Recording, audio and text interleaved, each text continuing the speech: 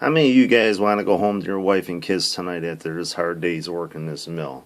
Well, I gotta tell you, I want you to go home tonight, and that's why I'm here. My name is Darren Raditz. I'm the Environmental Health and Safety Manager for a plating company called CIFCO Applied Surface Concepts. I've been in the manufacturing industry for over 30 years, both as a laborer and as a manager. I currently hold the Environmental Health and Safety Manager position, and I've been in that position for over 5 years. And your company has me come in here to talk to you guys about safety awareness in the workplace.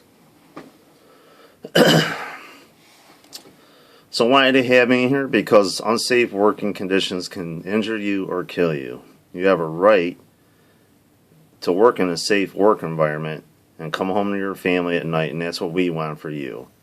OSHA 1910 dictates that the employer has a right to give you a safe working environment, and you have a right to abide by the rules that are put in place.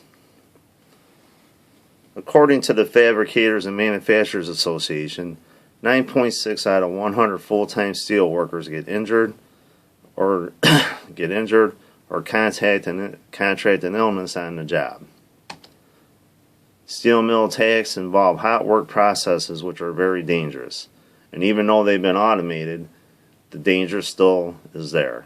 In the past, a lot of labor used to be manual, now it's automated. Even with the automation, the danger is still there for you to get hurt. According to the VP of AK Steel, in a recent Bloomberg article, he mentioned that we have a work environment that presents every hazard known to man. Now that's a pretty bold statement, but it's very true. You guys work in a very hazardous environment, and you need to be aware of your surroundings. So what can safety awareness do for you? Well, at AK Steel, they implemented a safety awareness program back in 1994, and again, according to Bloomberg, they reduced our injuries reported to the government by 96% from 1994 to 2009. In 2010, they reported 15 injuries out of 6,500 employees. Now that's a pretty outstanding record, 15 injuries out of 6,500. Just to put that in perspective, at our company, we have 70 employees, and I reported 7 injuries last year. A lot of that's out of my control because our technicians go in all different kinds of hazardous environments, from naval shipyards to steel mills, all kinds of things. But to report 15 injuries out of 6,500, that's a pretty amazing number and something they should be proud of. So who is responsible for safety? You are. You guys are responsible for your own safety. Yeah, you might say the company is, and they're responsible, but you're on the front line. You guys are on the front line, and according to the Safety Toolbox topics, 80% of workplace injuries happen from employee behavior. So, you guys are responsible for your own safety. According to OSHA 1910, the employer has the obligation to provide you a safe working environment, but employees must follow the rules. It's that simple. Allied Barton Services suggests implementing safety plans. Most companies will have safety plans in place. I'm sure you have them in place there. And it's up to you to make sure that you're following them, that you follow those plans as they're laid out. The most important thing to remember is that safety is everybody's responsibility.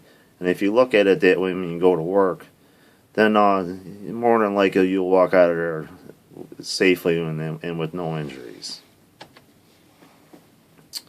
What can you do to add safety in your workplace? Well, know the safety rules and follow them. Always make sure that you're wearing your PPE. Okay, and make sure that your PPE is on. Safety glasses, safety shoes, hard hats. Whatever your safety people give you, make sure you're using it.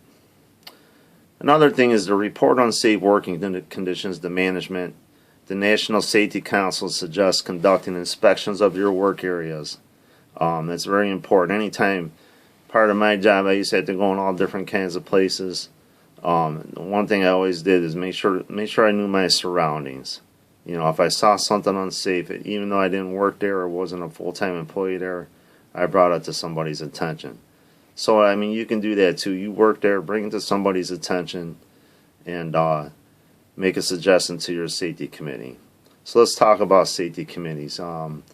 you can create and become an active safety member of your committee. It's very important because you can go to these meetings and point out hazards in your area or something that you see. I mean, even in our place, every month there's something that comes up that someone else sees. You know, it's always better to have 10 people looking at something than just a few people looking at something.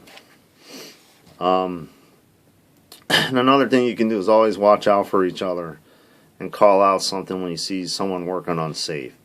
I train my employees where I'm at that, you know, if they see something unsafe, even an outside contractor working unsafe, that they need to bring it to my attention or bring it to their supervisor's attention, because that's the best way to weed out safety hazards. In conclusion, we want you to go home safe with your family. The company wants you home safe with your family. We want you to work safe, follow the rules, and we can make sure that this happens and that no injuries happen in this mill.